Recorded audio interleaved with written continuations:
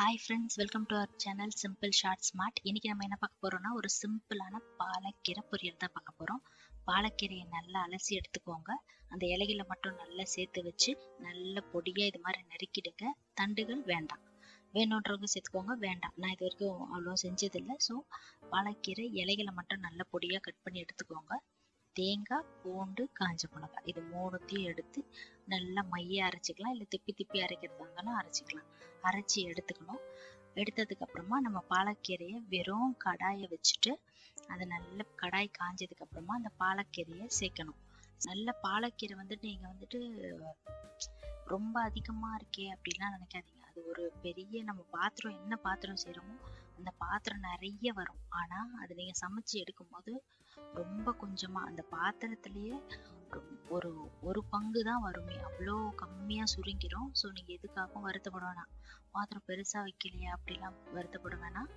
நீங்க கொஞ்சம் சின்ன பாத்திரம் எடுத்துக்கிட்டாவே போதும். நம்ம அரைச்சி வச்சிருக்க விழுதை அதில் சேர்த்துட்டு தேவையான அளவுக்கு உப்பு ஆட் பண்ணிட்டு அந்த அரைச்சி வச்சிருக்க அந்த மிக்சி ஜாரை நல்லா கழுவி அந்த தண்ணியை ஊற்றினாவே போதுமானது. நல்ல பாலக்கீரையை கொஞ்ச நேரம் குக்காச்சுனாவே அது ரொம்ப சுருங்கிரும். ஸோ நல்லா கலரி விட்டுட்டே இருங்க. நல்லா கலரி விட்டு நல்லா கொதிக்கட்டும். கொதி வந்ததுக்கு அப்புறமா இன்னும் நல்லா கூடவே கிட்டேயே இருந்து நீங்க கிண்டி விட்டுட்டே இருங்க. ஏன்னா சீக்கிரமா அடி பிடிச்சிரும்.